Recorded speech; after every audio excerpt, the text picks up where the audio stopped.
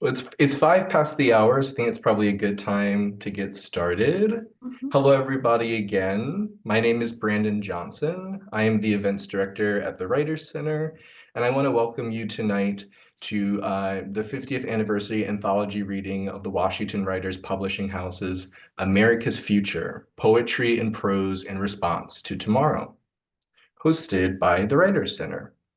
The Writers Center is a literary arts nonprofit based in Bethesda, Maryland. Every year, we host hundreds of creative writing workshops and dozens of free events, and you can find everything on our website.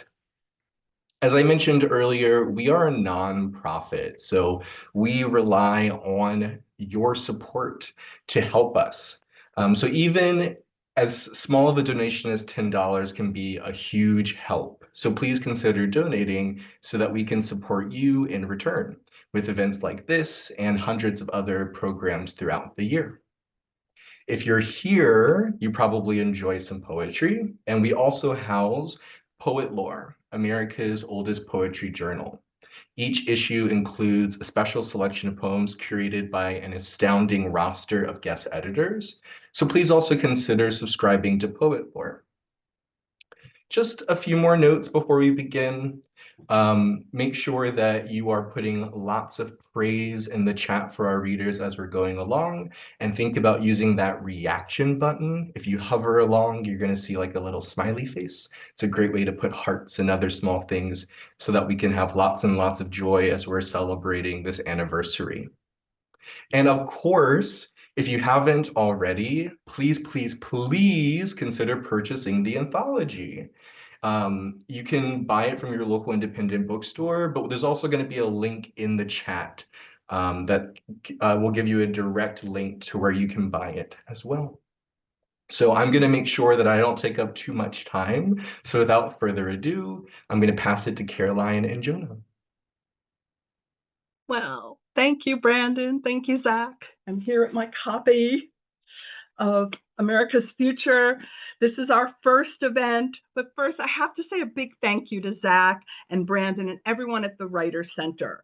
They have been fabulous partners with us this year, throughout the year, but in particular in our 50th. As some of you know, we're having a big event this summer, this Sunday, our 50th anniversary event. It is sold out, so if you don't have a ticket, you can't come. But we're going to post a lot of pictures, and we're going to be celebrating throughout the fall. And we have a dozen events coming up. So if you did not get a ticket for this Sunday, we have Busboys and Poets in Tacoma coming up in person, live, September 21st. At 5 o'clock.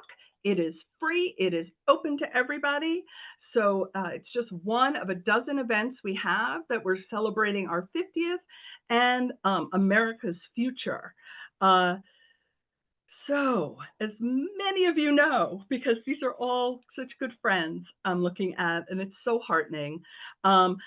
Just a little bit about what the Washington Writers Publishing House is. We are the longest continuously operating cooperative, nonprofit, literary, small press in the United States. We were established in 1975. One of our founders is still with us, Grace Cavalieri, and she's in her 9th decade, and she will be reading with us on Sunday, and she is in the anthology, which is amazing poem. So we have this wonderful history of being a regional press that publishes and celebrates writers from DC, Maryland, and Virginia. And we are all about these days working on building community. And this is part of it, doing America's future and reaching out to people who are connected to the DC, Maryland, and Virginia area, but may not be living here. So that's why we have such a wide group tonight. But it's about community, right, Jona? Yeah, I mean, absolutely. community, and we have a wonderful one. Again, my name is Jona Colson. I'm co-president of the Washington Writers Publishing House. I've met many of you, but if I haven't, welcome to our launch reading of America's Future. And tonight we have about a dozen readers, and they're going to be reading their poetry, flash fiction, and short fiction for the first time from America's Future. And I know we have a wonderful audience this evening, so maybe you can give a little reaction. Even if you're not reading tonight, how many writers here are in America's Future? Can we see some reactions? Let's see some reactions. I know there's a lot of people here who are not reading. Look at all that love. That's awesome. I love it. Right, Caroline? I mean, it's amazing. Your hand's up. Yes, I have my hand raised, Jona, because for this anthology, our 50th, our biggest ever, I have a microfiction in here. I'm the co-president of the press since 1922. Oh my God, not 1922. Oh my gosh, you're dating yourself. I know. Since 2022 with Jona, I'm the prose editor, and I love micros. So I have a micro in here called American Lament. I'm going to be reading it at one of the upcoming events with the press. And Jona has a fabulous satirical poem. I didn't know that Jona could be funny, and we've been working really, really closely together for the past 3 years. In fact, the way we first met is we won the Washington Writers Publishing House Prize together. So I won fiction for a book of short stories called Carry Me Home, and Jona won the Poetry Prize in the same year in 2018 for Said Through Glass. That's how our cooperative press works. You win the prize and you commit to 2 years of service to the press. And if you're a little crazy like Jona and I, you raise your hand and go, oh yeah, maybe I would like to do a little bit more. And people come to you and go, that's great. Can you run the press? So we have been building the press on the shoulders of wonderful writers like Kathleen Wheaton and Patric Pepper, who are here today. But it's all about America's future tonight. We have 164 writers represented here. We have 179 separate works of poetry, short stories, creative nonfiction, a play, a graphic story, serious essays, funny essays, satirical essays, essays that speak to the future and really dare to imagine what can be, which was our theme, and people just took it and ran with it. But we accepted writers, of course, from DC, Maryland, and Virginia, but also those, as we said, who are connected to the area. So we have writers represented in America's Future from West Virginia, Florida, Pennsylvania, New Jersey, California, Washington State.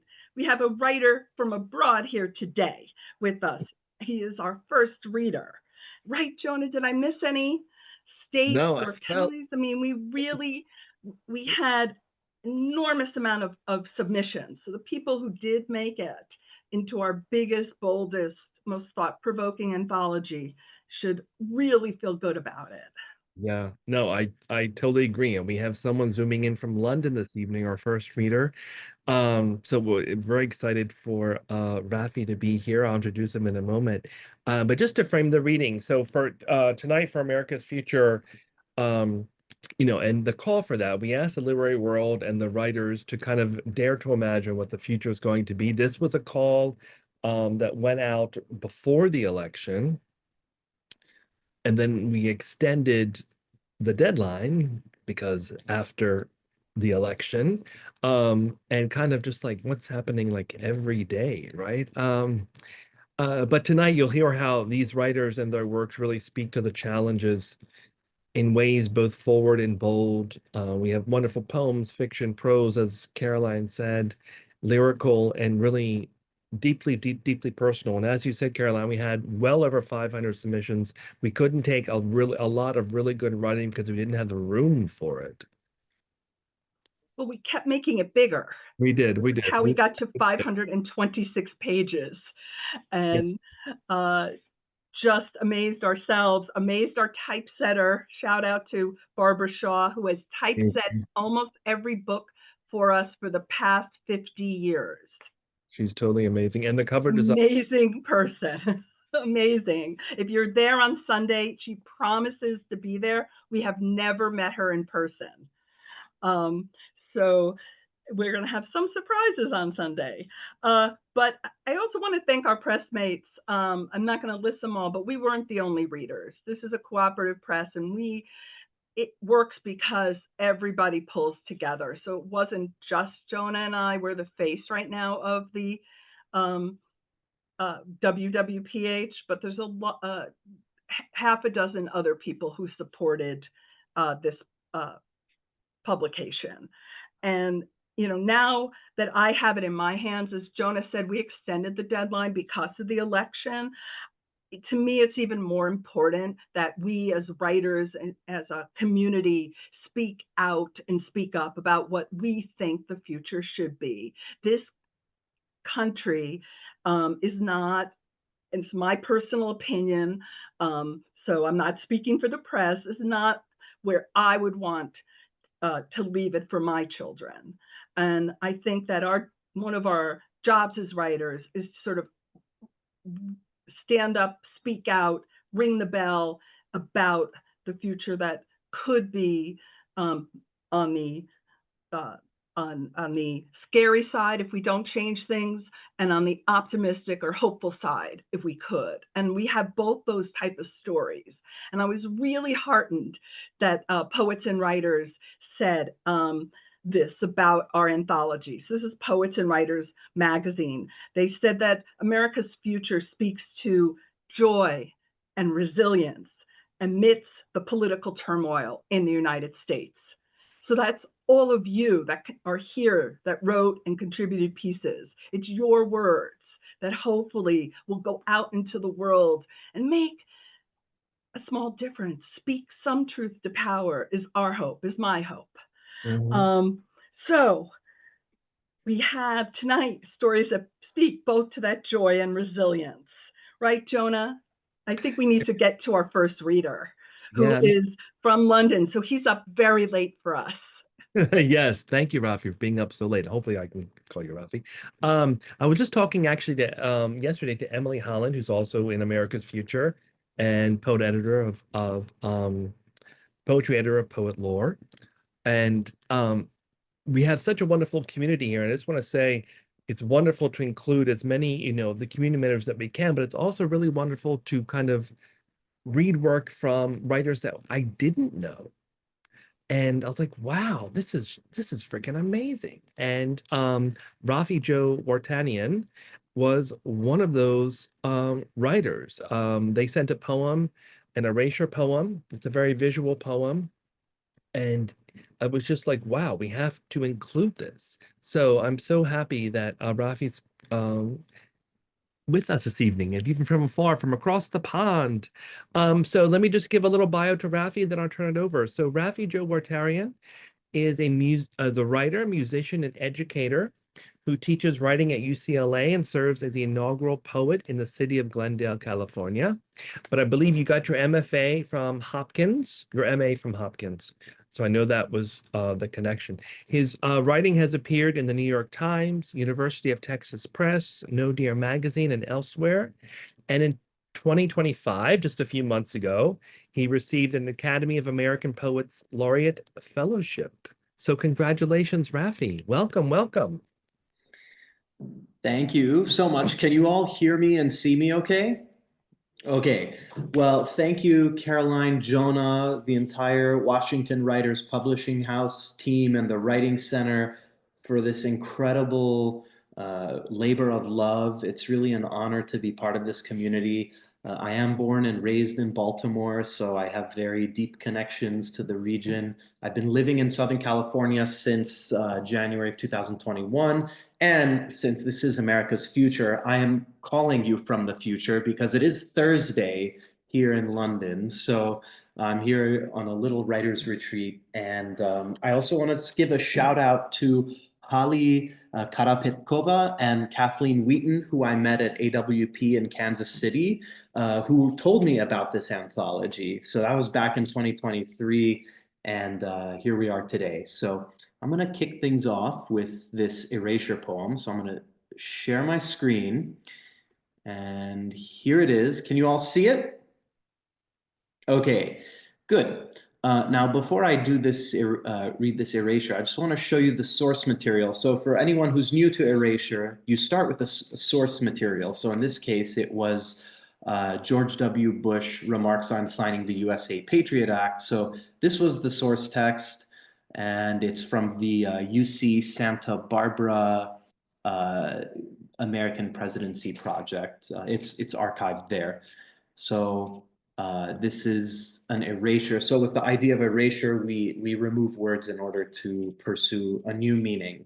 And in this case, to try to kind of subvert and expose some of the subtextual projects of, what the Patriot Act was trying to do. So this is an erasure, George W. Bush address on signing the USA Patriot Act.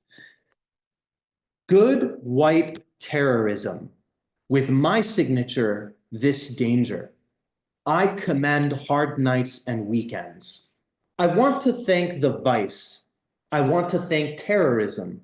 I want to thank the FBI and CIA for waging an incredibly important war. I want a threat like no other. We've seen the enemy our country is.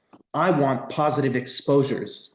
Since the 11th of September, our intelligence and law enforcement agencies have been relentless horrors. Horrors. Custom secret, our terrorists will help law enforcement identify, dismantle, disrupt, punish. We're changing culture. The number one priority is surveillance of all communications.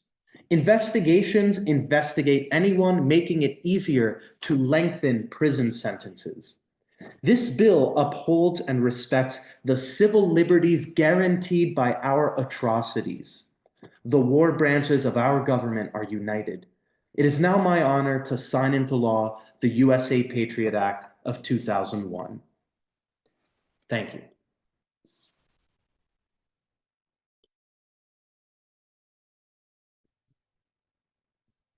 Thank you, Raffi.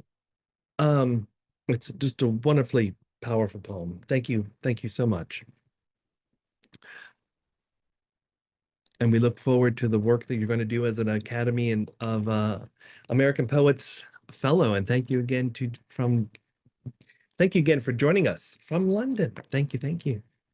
All right, next up we have Avvirin. Hi, Avvirin. So Avvirin Berlin is a poet and painter who has recently begun writing prose. She lives in Charlottesville, Virginia with her husband and 2 cats. Birdie's Flight is her first published short story. We published her award-winning collection, Lena's Daughters, 2 years ago from the Washington Writers Publishing House, and we're so pleased that she's in this book with us. Welcome, Avvirin. Thank you, Jona, and thank you, Caroline, and everyone, as this is a collective. I am so excited to be part of this anthology. I honestly gasped when I saw the cover art arrive in the mail. I think it's gorgeously done, and I'm just so proud to be among so many voices. I've only started reading it, but so I haven't quite gotten to the nitty-gritty of the text because it just arrived this week, but I'm looking forward to doing so. So this is my first short story that I completed and my first published short story. I am a poet, as Jona said. Birdie's Flight. I blame mitochondrial Eve for all our generations, for first craving light.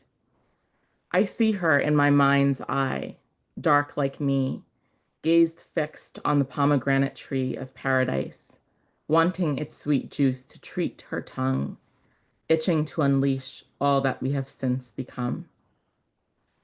I count 3 generations by a single name. My grandmother was Roberta the First. She named my mother, her daughter, after herself because who else? My name is Roberta too, but I came third, so I go by Bertie. Now that my grandma is gone, there is no one tethering me to this residence on earth. When I pas de bourrée, chassé, jeté, I'm afraid I won't come down from the ascent, that mine will be a perfect jeté out the nearest window. When her mother died last month, my mother, Roberta II, ran down 3 flights of stairs, opened the steel front door of our apartment building, and stumbled barefoot onto the snowy street outside, wearing nothing but a robe. Her large breasts flopped like ears, straining to hear the glisten of new fallen snow. I thought of calling to her from my perch at the window. Come back, belong to me. Be for once my mother, not my ward. Come back to your little dark bird. Instead, I turned toward the ballet bar hinged to the wall of my room. I stretched. I moved through grand battement en cloche with arms in second, then tendu en croix, bestowing a blessing upon the dead each time I passed through first position, priestess of a new order of bones. The arachnid inside me yawned and shifted. Before the funeral, I went up to my grandmother's building on Tremont Avenue in the Bronx. There was the work of death to be done, papers sorted and stacked, dust swept finally from under the rug. Grandma's apartment complex was a 1950s-era brick tenement built in the hopeful post-war period when the ethos of public housing and modern architecture briefly met. I took the elevator up to apartment 7J and turned the spare key in the lock.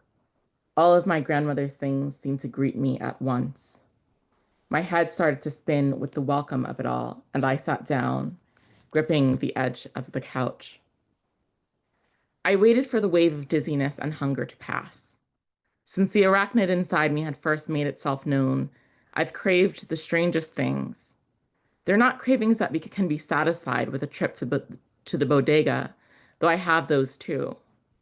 More than anything, I want the mineral scent of damp clay as it twists into vessel, a lick of something ancient left scattered on a cave floor, the moss beneath the last stone left unturned, a strip of sugarcane harvested by free people just before the earth burns.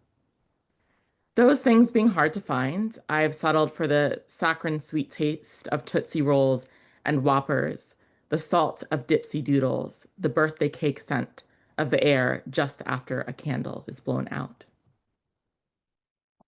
Oh, I'm so sorry. I steeled myself and began to rummage through the closet. Piles of Jet magazines from decades past soon littered the floor. When I was younger, 7 or so, I used to comb through the pages of Jet to find their beauty of the week, a bikini-clad Black woman from someplace like Atlanta, Jackson, or Washington, D.C. Small, bold type proclaimed her vocation and favorite color. We weren't told what I now know to be true, how working in jobs like airline stewardess wore women thin, how they were so often left, as my mother had been, with failed marriages and runs in their stockings, saddled with children they did not know how to love. Thank you.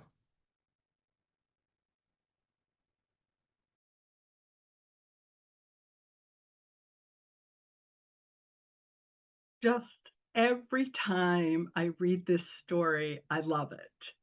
I love it. And what I also love is that we were able to do Jona and with this anthology was that we had a number of writers who we knew as poets or we knew as short story writers or novelists, and they submitted outside their genre. So if you read this collection, which I hope you do, you'll see a poem from Varun Gori. he was our novelist winner last year. So we have this wonderful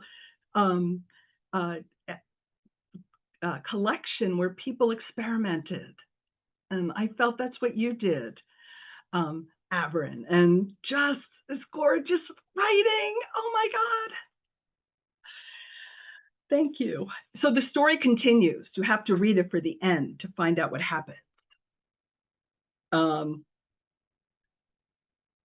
So now I have the great pleasure of introducing our next writer, and it's Myna Chang. And Myna is the author of The Potential of Radio and Rain, an award-winning book from Cutbank Books.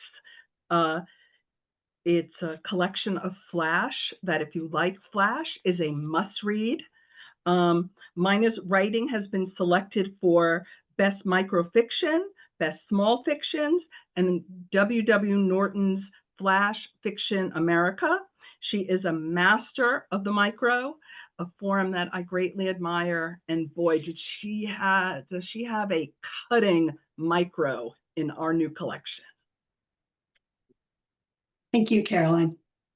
It's nice to see so many friends here tonight.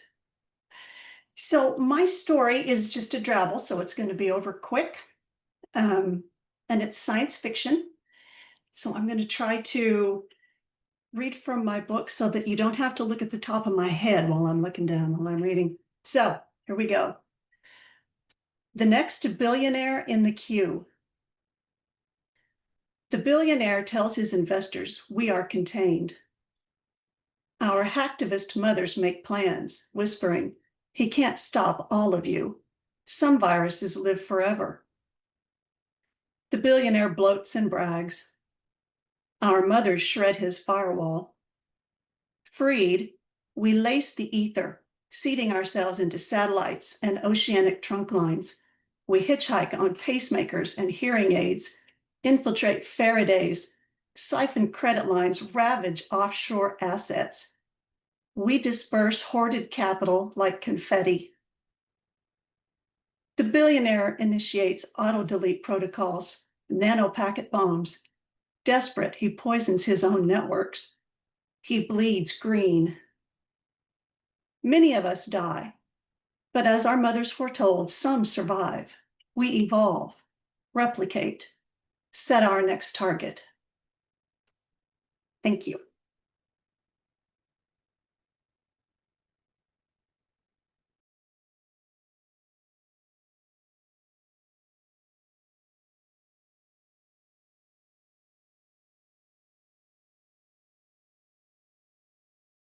Is it me, Caroline? I'm sorry.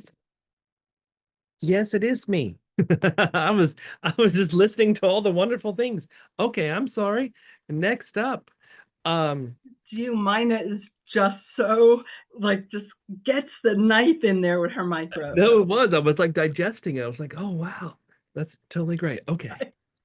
Donald Illich. Hi, Don. Has published poetry recently in the Southern Review, Body, Gargoyle, Atlanta Review, and the Louisville Review. His book is Chance Bodies, which was published by The Word Works in 2018. He lives and works in Maryland. Welcome, Donald. Thank you for being in this anthology. Yes, thank you, Jona. I'm going to read this one. It's titled The Future, Conan, and it has a epigram, which kind of explains what I mean by that. In the year 2000 was a sketch in which Conan O'Brien and Andy Richter, or one of the guests, would proclaim it is time to look into the future. So the poem kind of goes off from that. They'll give us our space cars. Each meal will come in a tasty pill. It'll be sunny one day if we wish. Clouds will rain if we need them to. Conan, the 21st century should have offered this much. Not the burning wasteland it's evolving into, a gun in every home, women racing state to state for pills to end the pregnancy. Still, we don't give up when we don't get out when we don't get our robot dogs, and many of us don't find jobs that pay. We'll find a way to survive disasters. Scientists will conquer global heat. Thoughts and prayers won't be enough. Guns will be broken into pieces. Women will find safety in this country. Conan, the future needs work, not cue cards from a television show, but us writing lines we practice until we believe every word, and those in power hear them too.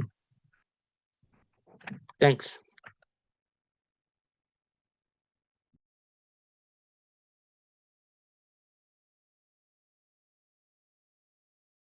Donald, I love your piece that just puts in the pop culture into the future too. Really, really clever. Thank you. I now have the pleasure of introducing another poet, since poets tend to rule at the Washington Writers Publishing House. And we started as a poetry press, so I think that's part of it. I'm introducing George Kramer. He's also going to be sharing his screen because he has an unusual form for his poetry. He's been writing for publication for the last 8 years. He has published one chapbook, and his work has appeared in dozens of journals. So, George, it's under G.R. Kramer, but it's George for us tonight, right? Thank you.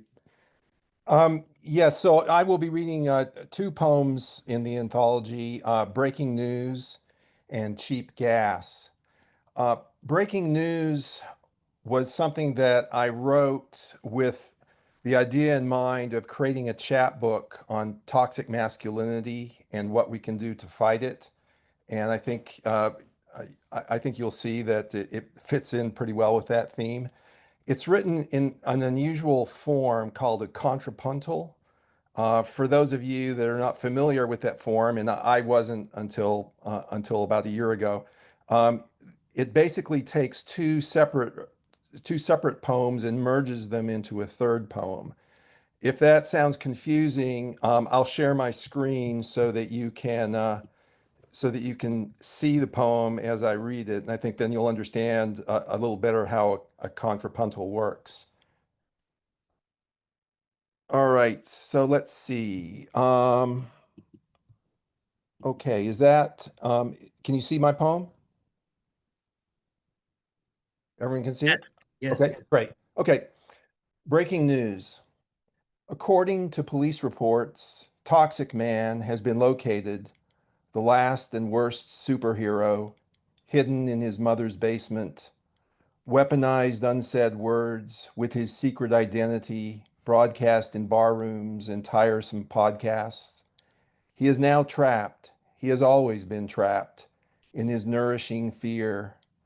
Every day is arm day, biceps and soft belly, anger, the thick skin stretched over shame into which he tattooed entire worlds, the faces of everyone he ever met kept out of his heart. His semi-automatics guard his terror and tap out his ransom note. The body count is high, but it is never too late. According to police reports, the last and worst superhero weaponized unsaid words, broadcast in barrooms. He is now trapped in his nourishing fear, biceps and soft belly stretched over shame, entire worlds kept out of his heart, guard his terror, and the body count is high. Toxic Man has been located, hidden in his mother's basement, with his secret identity and tiresome podcasts. He has always been trapped. Every day is arm day. Anger, the thick skin into which he tattooed the faces of everyone he ever met.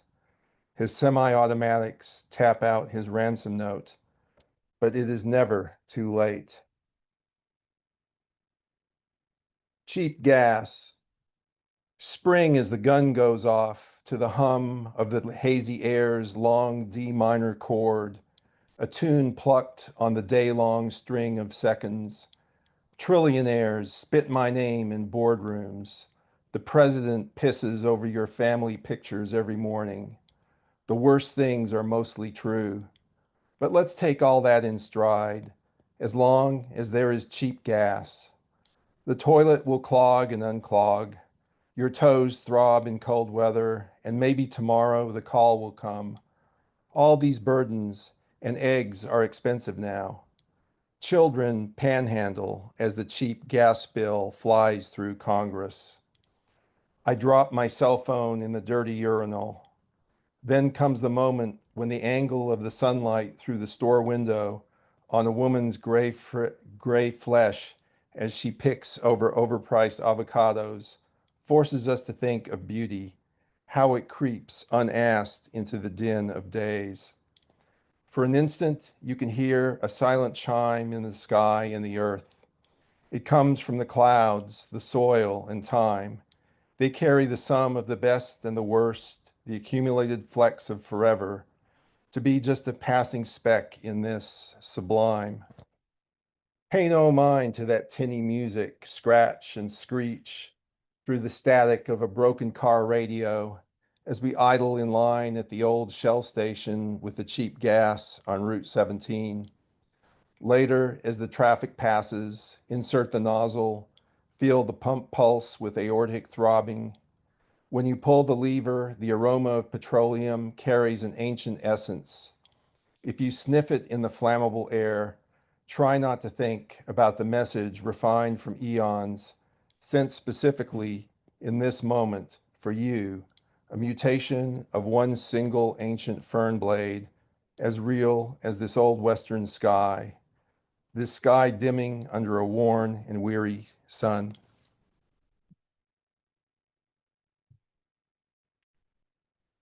I love that, George. Thank you so much. I mean, I'm like, I don't know if about you, about everyone, but I'm like, I have my copy here and I'm following along and making notations like a dork. But it's so totally great to hear everyone. And I just feel like I want to meet each of you if I haven't again and just like interview you and just like talk to you about your pieces. Thank you so much. Really appreciate. Awesome. So I get to introduce Ann Larkin. Ann Larkin authored That Deep and Steady Hum from Broadkill River Press, 6 chapbooks, and has appeared in New Letters and other journals, many other journals. She co-founded the Big Mama Poetry Troupe, performing from Chicago to New York, attended Yaddo and the Gentile Foundation. She's also co-founded Pond Road Press, which published Jack Gilbert's Tough Heaven. Welcome, Ann. Thank you. Thank you very much, Jona, and congratulations again to both of you. You've just blown everybody away with this huge project. I'm going to read the poem that's in the anthology. It's called Let Us Praise Sadness. Let us praise sadness, settling like a wild bird filled with grief, a bird on a branch above the world, singing sadness, calling us to it. Come, the bird sings. Let us make a song of sadness. No one will be alone. Do not fear, O my friends. There is no good news. We will sing of no good news. Nothing will be hidden, and still we will sing of sadness. Praise it, my friends, and the cloud it comes from. And the second poem, and last I'm going to read.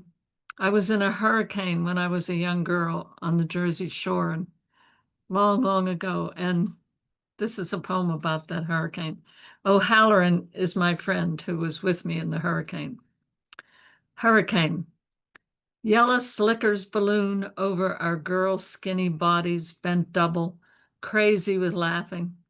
Rain rivulets off our brimmed hats, barely touching us. None of the other summer girls took O'Halloran's dare. Denying even a policeman's whistle, we slip from the familiar, slide over trees inexplicably misplaced, our bones bird-like. Only our eyes are big and blue, and what we see that dawn, cars toy-tumbled on floating porches, houses spilled like Lincoln logs, a boardwalk of matchsticks, puzzles us. Something we've been promised, order or permanence, has vanished, and a door has opened onto a trackless terrain. We take in wordlessly, greedily, synapses for devastation slotting into our brains. We light travel back, silent, to our suddenly fragile hotel. The other waitresses staring, sullen. Only O'Halloran and me, streaming in on a yellow light. Wide-eyed prophets, hands raised in warning. Thank you.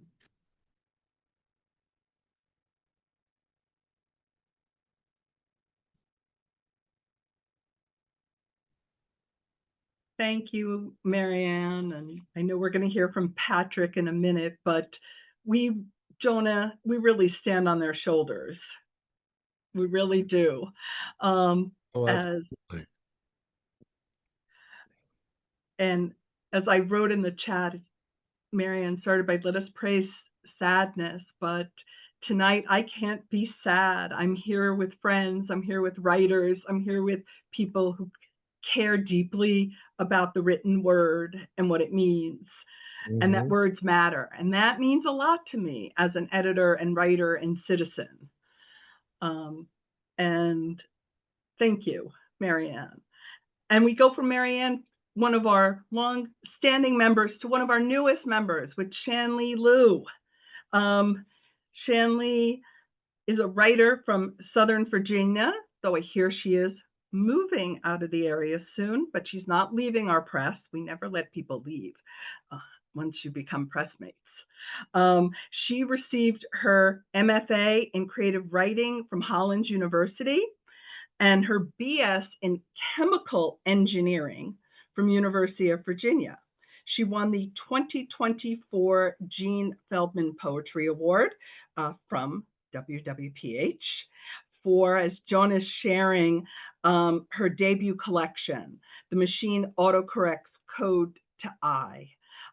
Earlier this year, one of her poems was on display at 50 Years of Hope and Ha-Has, a Vietnamese American art exhibition. Chanlee, are you here? I know I saw you. I'm happy to hand this over to your remarkable pieces in America's future. All right. Hi, everyone. So my poem, I don't have my anthology with me since I'm in Seattle, but I will be back often for AWP and other things. All right, my poem is a golden shovel, and I wrote this during a golden shovel workshop I was teaching. And if people don't know what a golden shovel is, it takes a line from another poem and uses it as the last word of each line. So this is after a Dennis Smith poem called My President, and the line is, I trust the world in his tender blooming hands. I trust him to tell us which rivers are safe to drink and which hold fish like a promise. So my poem is, my president is a brat, bookish, relentless, amusing, tender-hearted. My hands and back complain, so I massaged them like cats crafting biscuits. Trust they will always crawl home to bedside, unlike the lesbian swans dropping dead. My world is shuffling between phage genomics, poems, and paperwork in a cubicle surrounded by touch-starved books. My president is historic because there is none, only tender hugs, clean air, and poppies blooming. The children's songs are sweet and heard, their hands filled with kites chasing a speedy summer breeze. I get to have a doctor who pillow talks with the epidemiologist, whom I trust with my most embarrassing secrets. Would I show them, her, him, how my love makes me swoon like the sight of Maya, how my president is the janitor whom I tell my family kanji recipe, shredded chicken and lima beans. Us, a functional community so vast we know which vaccines and vitamins target each organ system. Rivers of soursop, soup, and sassafras to swallow. Are we ever going to be fully healed? Is my name safe on the tongues of our leaders? The cats are meowing to the moon. Strange, they drink the milk of black-spotted turtles, teenage and mutants. My president is the librarian, which is to say they might not hold a STEM degree, but they hand-stitch zines of local fish. Never fails to say, I don't know, but I'll try.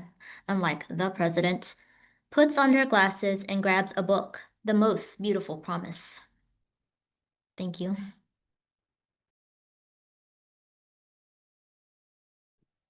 Chanlee, thank you. Amazing. Totally great. I mean, I love your work. I love that poem. What you do, and also with form. I think it's really important for people to see that on the page too, right? So it's totally great. Thank you so much. I'm so glad you're in this book. Next up is Kathleen O'Toole, who is the previous poet laureate of Tacoma Park Tacoma Park, and she is such an amazing literary citizen, and I'm so grateful that you're in this anthology, Kathleen. So Kathleen's the author of 4 poetry collections, most recently This Far. She is a resident of Gaithersburg, Maryland, and as I said, the former poet laureate of Tacoma Park. Welcome, Kathleen. Thank you, Jona. And thanks again. I add my voice to everyone else's who's just in praise of your generous work and the beautiful product that we hold in their hands. My poem is called Epiphany, and it bears an epigraph. Persistence is its own poetry, a promise that change is always possible. Deepa Iyer. On the cusp, new year, new regime, questions of flight into Egypt, out to Canada or Greece, common among friends, escape from unrest, unreality. In the corner of my eye, a holy family arrives to settle in, enjoy a warm day on the cafe patio. The South Asian father's flowing locks catch the late day light as he bounces his infant while the mother laughs with their friends. Multicolored holiday lights, multi-hued neighbors. Snapshot of this village, our home. I ponder the many ways bonds of connection are stitched, flutter as a kind of signal flag in our backyard. Despite a polar vortex of distrust and cascades of unbearable headlines, a call to recognize the subtle fabric in these communities that quietly multiply and defy the old sitcom scripts on continuous loop. Embrace this resistance, honor its promise. Thank you.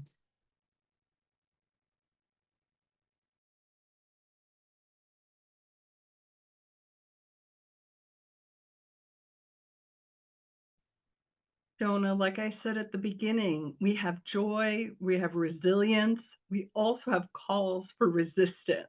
And Kathleen, your poem is definitely in that latter category.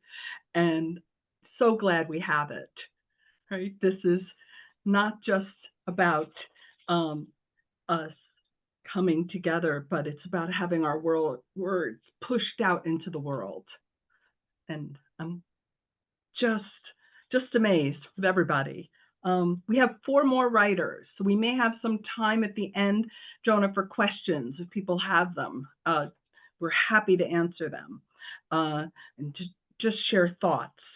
But now I have the great honor of introducing Patric Pepper, who, as you know, is a past president of WWPH. He's also a retired engineer. He holds a BA in philosophy. He's published 2 chapbooks in collaboration with Ann Larkin, and a full-length book, Temporary Apprehensions, was the winner of the WWPH Poetry Prize. He lives now in Massachusetts on the Cape these days, and I am thrilled that he is still involved and active in our press. Patric. Well, thank you, Caroline, and thank you, Jona, the 2 of you, for advancing WWPH beyond anything I could have imagined. This is wonderful. A wonderful anthology with so many voices. I'm going to read 2 poems. The first one is the poem that's in the anthology. I think of it as a poem of openness, and perhaps a poem of openness in the future, or openness in the future. It's called The Lives of the Orchids, with an epigraph from the 4 Bodhisattva vows. The Dharma gates are boundless. I vow to enter them. The Lives of the Orchids. It stands in a pot before you. You want to say hello, right? You think about its shade, ruby red, like lipstick, don't you? But it's more than that, whitish, greenish, and more. And Miss Ruby Red invites you up for tea. No, really, for tea. In those porcelain flowery teacups, like your mom's. But that's silly. You remember from 10th grade biology that orchids have both female and male sexual apparatus. You giggled then. Apparatus? But now you like it. It puzzles you. But you really like it, and why not accept the invitation, right? You gaze and gape, and it floats into your mind. Orchids are bilaterally symmetrical. She and he becomes a face, your face, isn't it?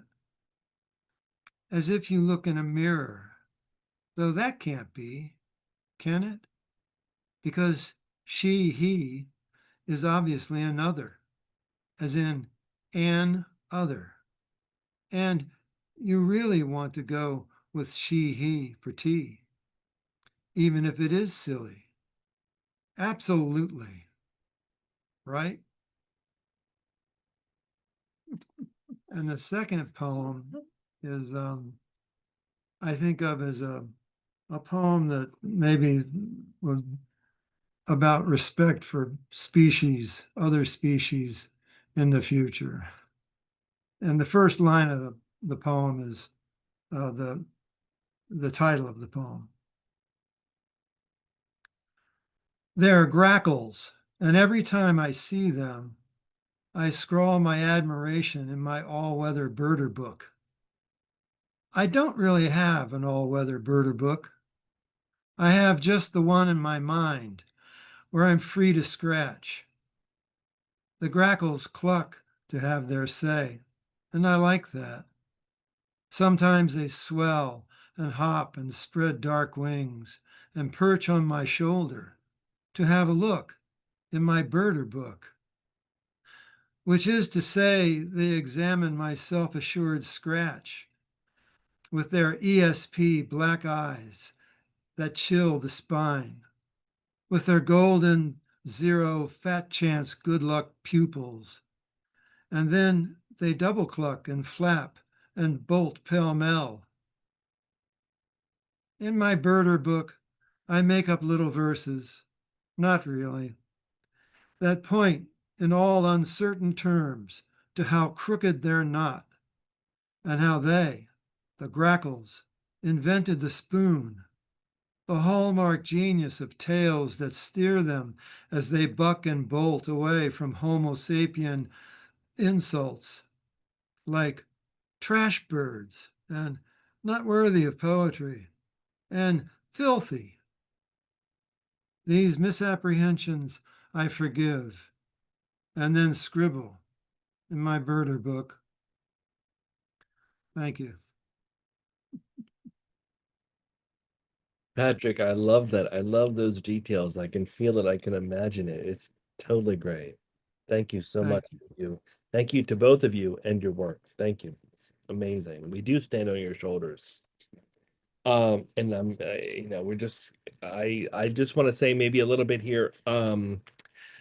Caroline and I became co-presidents in, what'd you say, Caroline, 2023, 2022 during the pandemic, during the plague years. But I really, I really follow in, I'm just really grateful for Caroline's vision and what she wants to do for the press, because she has these absolutely amazing ideas and moving it forward for writers in the DMV and things that I never would have thought we could do. she's proposed and we get it done. And it's so amazing. So I'm just really Okay. grateful for you, Caroline. So Jona, I could not just do got this- any of this without you as my partner. We're I gonna know. have a love fest here. I know, but I just want to say, like, it's really, you're totally amazing, and I adore you, and No, and you know that. Jona is the easiest, most enthusiastic and hardworking person I've ever partnered with, and I hope my husband is not on this call right now. But no, I Thank you. follow your lead, Caroline. I really appreciate it.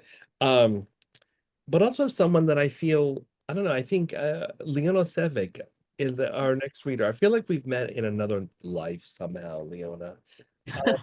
We're from we did. Well, yeah, possibly we did. So we're both from the same part of Maryland, Westminster, Town in Northern Carroll County.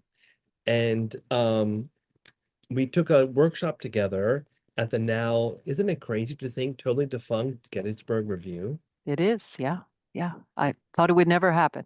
I know, right? And they had a Yeah. workshop for a few years, which was wonderful. But anyway, now it's all gone. But I was so pleased to meet you then and for your work now. So I'll just read your amazing biography. Leona Sevick's work appears in Orion, Birmingham Poetry Review, Blackbird, the Southern Review, and many, many others. Leona serves on the advisory board of the Furious Flower Black Poetry Center and is provost and professor of English at Bridgewater College in Virginia, which I applied to when I was looking for colleges. I know it's all these things. Where she teaches Asian American literature. She is a 2017 Press 53 Poetry Award winner for her first full-length collection of poems, Lion Brothers, and her second collection of poems, which I have. I'm sorry, it's over there. I don't have The Bamboo Wife by Trio House Press, which is amazing. And I think everyone would be surprised at what a bamboo wife actually is, because I had it in my mind. I was like, what is that? And then you read about it. Anyway, it's awesome. Welcome, Leona. Thank you. Thanks, Jona. Thank you, Caroline, and everybody who came tonight. It's really a wonderful turnout.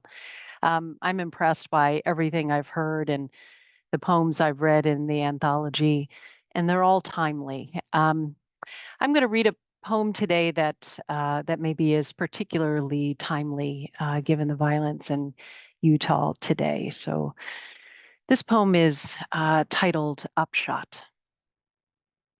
Climbing higher and higher each year, eating their way through the hemlock trees, the woolly adelgids, I'm certain, hadn't planned to commit murder.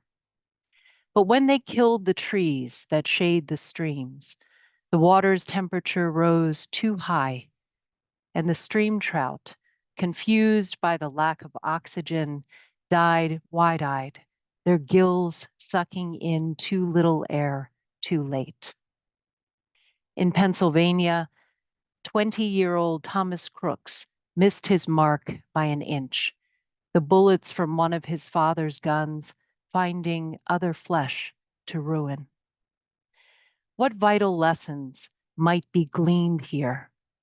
Those who should be asking never will.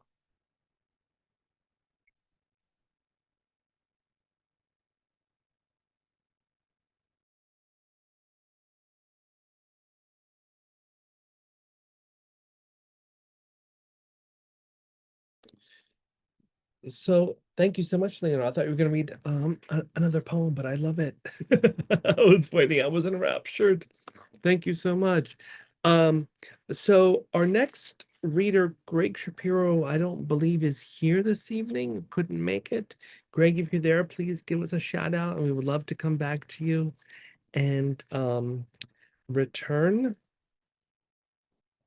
But if not, I will go to our next reader, who is Laura Gray Street. So welcome, Laura Gray. Hi. She's the author of Just Labor, Shift Work, and Pigment and Fume, and co-editor of 3 anthologies. So you know how it goes. Every time I say I'm not going to do another one, I do another one. Oh no, really? Yeah. Well, I've done two. I wonder if Caroline, don't think They're about all it. great. Think Yeah, about yeah. it, Caroline. Don't think about it. Most recently attached to the Living World, a new echo poetry anthology. Street is the Mary Frances Williams Professor of English and edits Revolute at Randolph College in Lynchburg, Virginia. Welcome, Laura Gray. Hi, thank you so much, Jona and Carolyn, for this amazing anthology. And I know I'm not the only one here, I'm sure, who has done anthologies, but it's so much work. It's a real joy. And it creates an incredible sense of community, which is incredible. Wow. And Leona has a poem attached to the Living World. And we're also pressmates, plus 53, so that's cool. And I also wanted to say I mostly grew up in Annapolis, Maryland, so I love being with all these Maryland folks. So thank you all. I'm going to read the two poems that are in the anthology. The first one is called The Country We Trusted. If you ask us, is this love enough to last a lifetime? We will lie and nod, citing the cost of our kitchens, our binging insomnias. We have something to hide. Reliably, we have hidden it. The pantry lights are burned out. The shelves are mostly bare. Dim boxes of stale crackers, anonymous jars, a scattering of mouse droppings. Even they are past expiration, past ransom. A resolved calm of crumbs and dust that we keep worrying by opening the door, fumbling in corners for what we've overlooked. Anything edible enough to distract us from our gnawing suspicion we can't lick what we were born with a taste for. How we love the more or less of austerity and glut. How we're filled with awe by the enterprising ways we bargain for sustenance surreptitiously in the dark, eating and eating and eating until we're kissed by our own rage, until the country we trusted enough to marry confesses, yes, it has deceived us. We were so naive when we were born, so hungry, like you, like you, and you, and you. Anyone can see we're beyond that now. And the second poem is a short poem with a long title, 400 Miles from the March on Washington, August 1963. In the photograph, you can't see our faces, only the way our generations figure the beach. Adults striding away, a toddler, bereft, bewildered, turning between a bruise and a blessing. The surf breaks, machinery scouring seashells. We have long shadows we must account for. It might be about the road implied in the sand, a canvas we walk pleasures on. Beyond us, the ocean, we think, needs nothing, the way we will need nothing else. O fragile child, O ocean of all we owe. Thank you.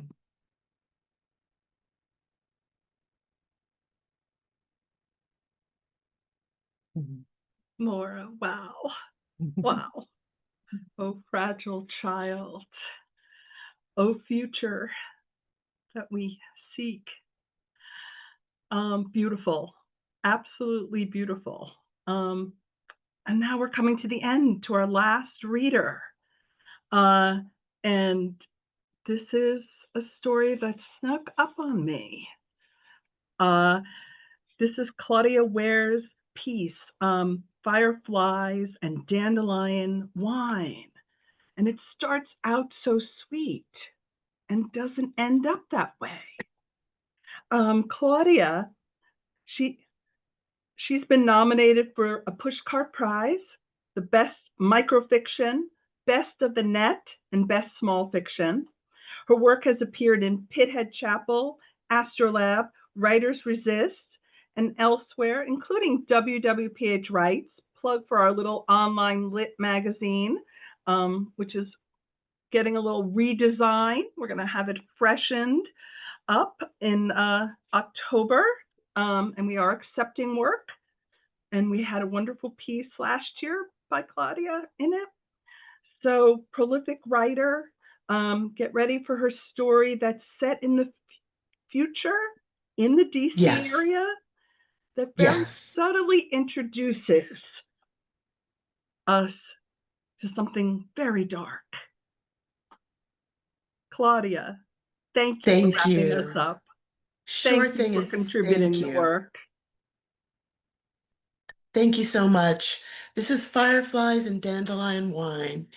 It takes place in New DC, and you'll hear about that as I go along. Leslie spent the afternoon foraging for dandelions. The leaves would go into the evening salad. The blossoms were for winemaking. At home, she washed the plants, steeped the petals in boiling water, and covered the brew with a cloth. Then she cleaned up and took the chicken out of the fridge for dinner. Her boyfriend Ray would arrive soon. He said he had something important to talk to her about. She couldn't help but be excited when she heard those words. Leslie was more than ready to take the next step in the relationship and decided that if he didn't propose, she would. She wore her favorite yellow dress, which contrasted perfectly with her dark brown skin. After putting on a little makeup, she returned to the kitchen to make the salad. Ray arrived right on time, but he seemed preoccupied during the dinner, and his brown eyes avoided hers. Nerves, she told herself. When they finished the washing up, Ray took her hands in his. She grinned and bounced on her toes. I got a new job, Ray said, his eyes focused on her hands. What? She asked. A knot formed in her throat. You never mentioned you were looking for jobs. It's my dream job, he said. Senior technical writer with an environmental policy organization. I didn't want to tell you in case I didn't get it. You see, I have to move. I'm leaving New DC, Les. I'm sorry. She pulled her hands from his grasp. Where is this dream job? Out west in Washington, he said quietly. When do you leave? Next Friday. I already gave my notice at work, so we'll have the whole week to spend together before I go. Leslie folded the dish towel and hung it over the oven handle. No, she said, putting away the dishes. You must have a lot to do before you go. I don't need to see you. But I thought... She turned to face him, hands on her hips. You applied for a job across the country without telling me. Then you quit your job here without telling me. So no, I don't need to spend any time with you next week. Good luck with your dream job, Ray. I hope you like it out west. But get out. I'm sorry, Les, I should have told you.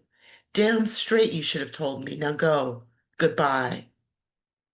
Bye, Les, he said softly. Good luck. He left. She stared at the closed door, screamed at it, then sank to the floor as her world fell apart. Leslie woke up with puffy eyes. She spent an hour writing in her journal where misery, rage, and hopelessness spilled onto the page. She'd sketched a portrait of Ray, an arrow through his heart. It made her feel slightly better. Later, she climbed to her building's wildflower-covered rooftop, where she sat on a bench, listening to the hum of the community's bees. She watched the slowly spinning wind turbines on the distant hills. Her mind went over every encounter, every conversation with Ray over the last few weeks. Her heart pounded with fresh humiliation. How could she thought he was about to propose? Leslie looked out over the city. She was among the first generation to be born in the post-rise metropolis, built after the oceans rose and submerged the original DC. At the thought of the devastation the climate disaster left, she chided herself for moping over a broken heart. Apart from losing Ray, her life was great. At 25 and fresh out of art school, her impressive portfolio earned her a spot in the brand new apartment complex, The Muse, in the Arts District of New DC. Her guaranteed minimum income was enough to live simply, and she used the money she earned from her art for little extras like winemaking supplies. She closed her eyes and took a deep breath. She should get back to work. A half-finished painting sat on its easel, waiting. And I'll leave it there.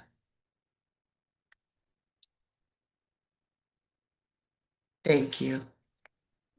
Claudia, Love it, love it. Thank you, thank love you. it. Everybody must read Claudia's story because, like I said, it is subtle, it is sneaky. I love the characters in this story, and I'm just so glad we got to do this tonight, Jona.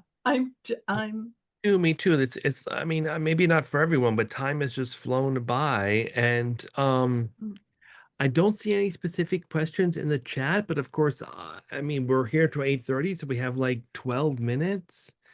Caroline, if that's okay. I mean, if people have any questions for us about the anthology, or I have questions about some of the authors, about what they wrote, just, you know, yeah. So, if anyone has any questions, let us know. But, Caroline, do you mind if I ask a question to one of our authors?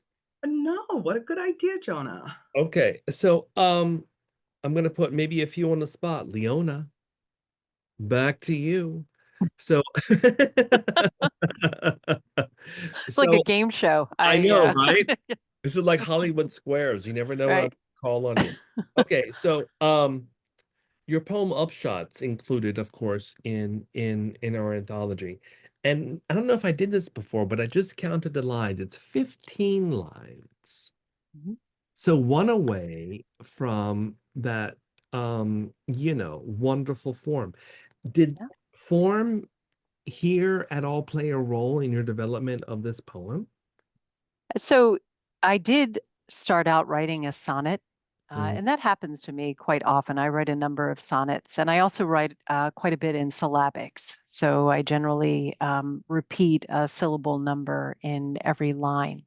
But of course, even if I set out to write in form, sometimes the poem gets away from that form, and I let it go in the direction it needs to go.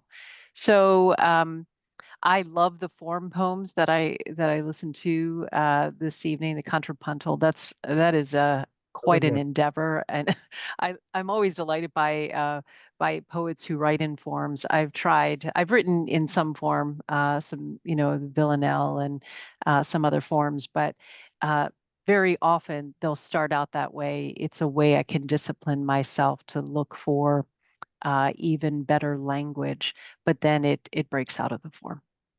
I like that, a way to look for better language. Yeah. Because you find surprises, right? When you kind of do. put those words into, you know, whatever form you're working with, you really do. You find surprises. Yeah.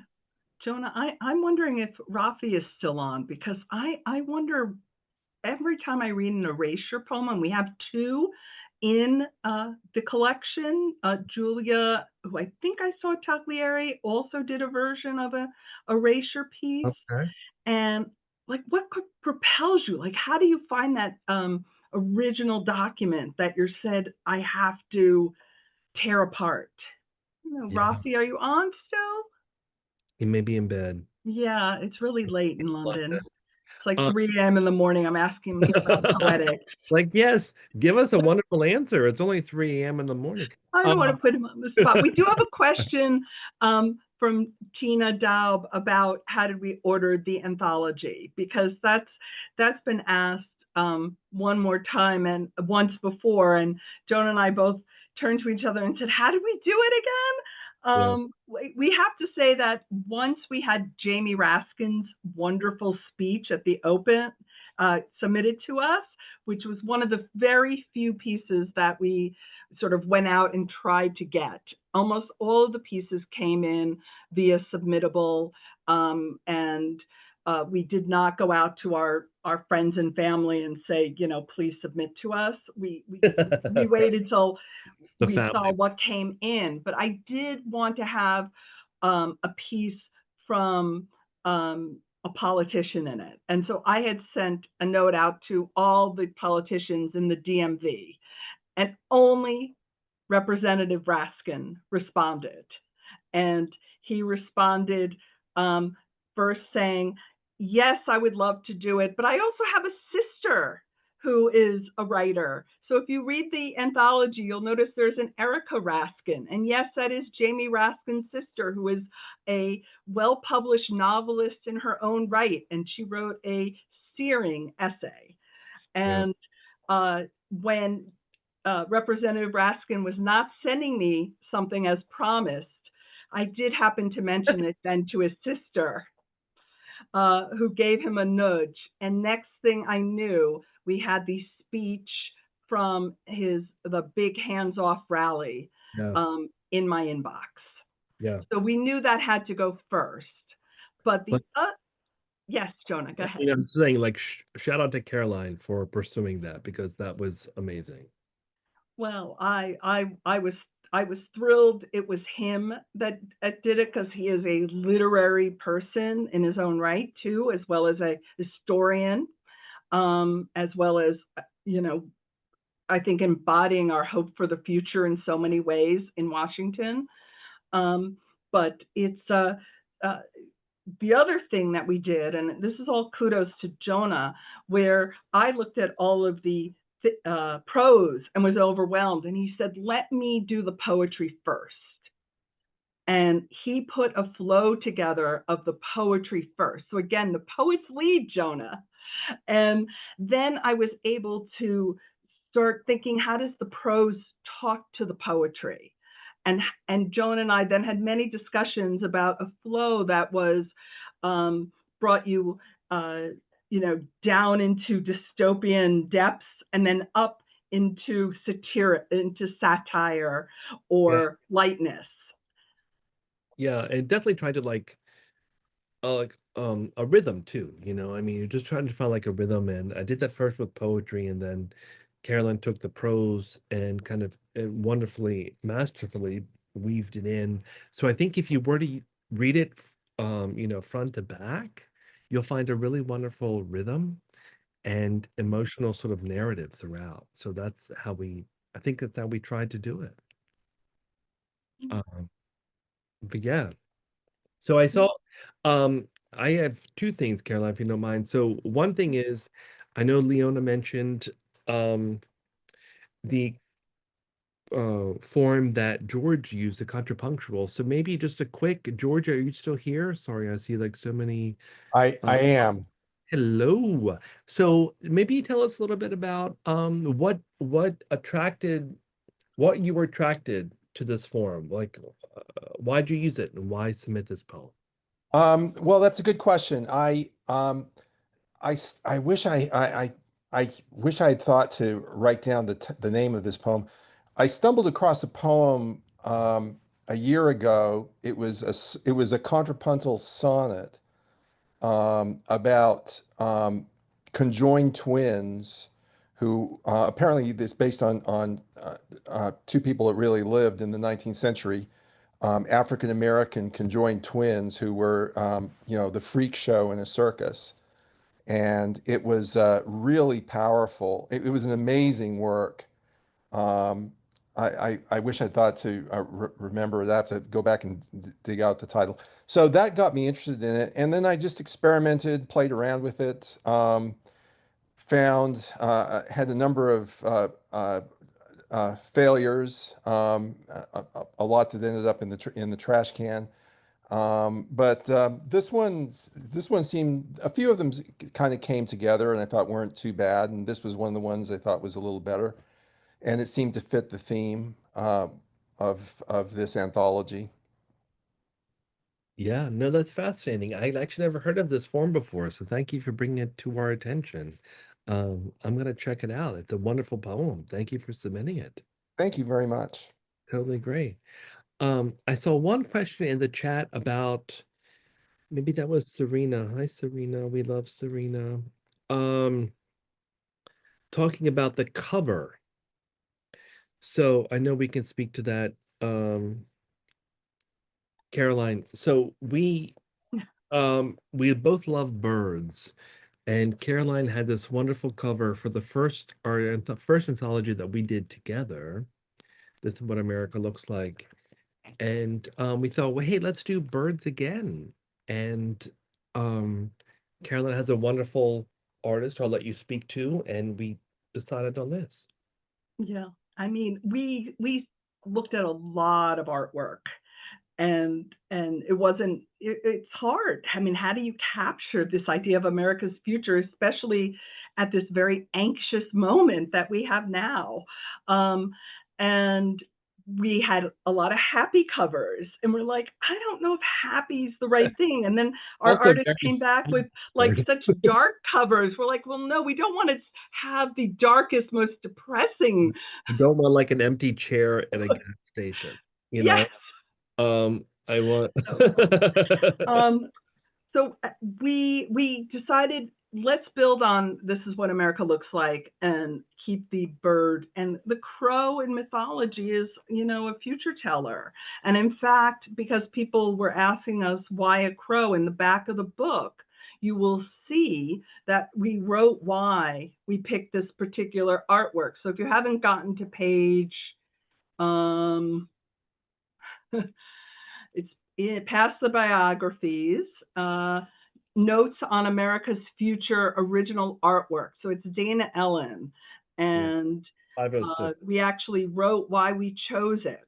The crow, a highly intelligent bird, is often a symbol in mythology of a messenger and a future teller. Right. And we also did something we hadn't done in the past, but we have also interior artwork by a local artist named Deborah Drennan. So if you look on these pages, if you follow this artwork through the book, it actually gets larger and larger and reveals the whole piece of artwork, which is a text-based artwork from a very talented Rockville-based artist. And it's called Stupid Words People Say When You Have Cancer. And I thought that's appropriate too. Well, no, it's beautiful. And we have some other a few other like small art pieces that accompany some of the works in the book, which we're really happy to include in that. Yeah, which was a new thing for us. There's a poem by L. Nathan that has a piece of artwork in it. I mean, we've never done that. We've never done a sort of graphic short story that Nicole Brazemore submitted, an Instagram story. So it's, we're around 50 years and we're trying to do new things. And I said, we can accept a play. I see Lisa is on here, who wrote this totally quirky play about two extraterrestrials and their sort of moment of conflict over being here on Earth. And it's fun and funny. And I said, we could do this. Of course, we didn't know how to quite format a play, and that's became a wonderful challenge. Yeah. With, kudos again to Barbara Shaw. Any other quick? I Avrin, I think this saw is maybe a hand. Avrin, just very briefly. I don't know if Avrin had her hand up. Yes, I actually had a question for Claudia Wair about the excerpt of your story that you read. I looked finishing it. But I wondered if your writing process was more character driven or idea driven, because they seem to be in such a perfect balance in the excerpt that you read. Oh, thank you. Well, actually, blame Caroline. She came to me and said, I want a solar punk story. And I thought and I thought, and I knew it had to be character driven, not just talking about a hopeful future. So, because everything else I write is character driven. And so that's how I began, and the other parts fell into place. You make it sound so easy. I know. Well, and part is because we had a lot of bad climate stories coming in. And I knew Claudia could do it. Which she had written for WWPH Writes. And that's how we meet a lot of writers. So full disclosure, I know Claudia from the sci-fi world, which is one of my guilty pleasures. That's great. But I think her characters just character of Leslie pops off the page, but her world building just sneaks up on you. Suddenly you're in new DC, and you think it should be like this maybe moment that everything's going to work out. But read the story. Yeah, that's amazing. But I wonder why our poet felt compelled to put in a short story to turn it back on. That I had on my sheet. I'm like, so I mean, this is a huge question that I ask people. I know we have to go. I'm sorry. Last question. And many of you could like kind of answer that. Sorry, Caroline, to kind of jump in with that. No, go ahead. So like, so coming from a poetry world, what does prose, and we can go reverse on this, of course, but what does prose offer to a poet that you were inclined, Avrin specifically, to write a prose piece? Like what does it open up? Does it close certain elements? I mean, whatever your thoughts could be on that. I think for me, prose forces me into a confrontation with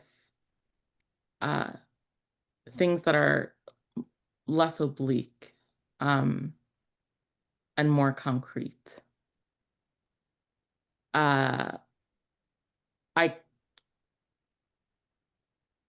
can't hide as much in writing prose as I can in writing poetry, which seems strange because like the little language of poetry allows me to say much more without being concrete, but there is realism in my short stories and my attempt at other short stories that there's not, that is absent in my poetry. Is that a clear answer? I'm not even sure. No, I haven't really thought much about it.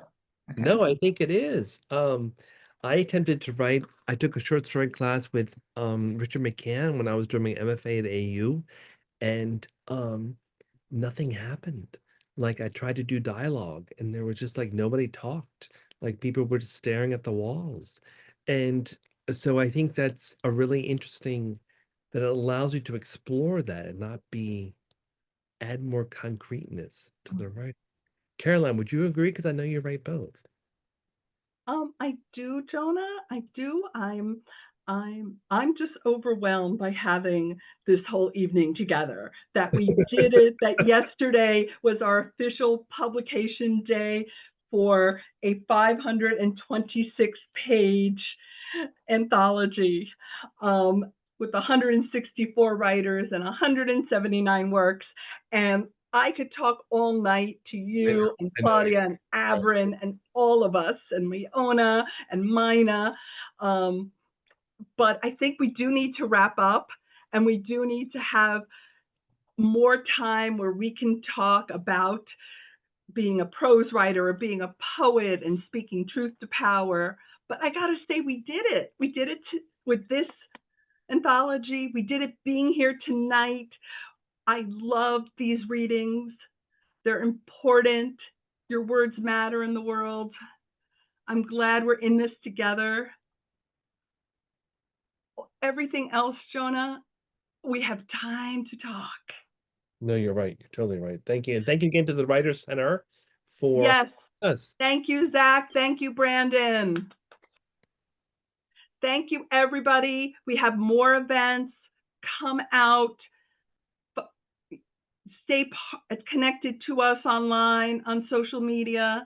We're going to be talking about this anthology, for the next 6 months and more. Yes, definitely. All right. Thank you, everyone. Thank you, everybody. We'll see you in the next one. Thank you, thank you, thank you.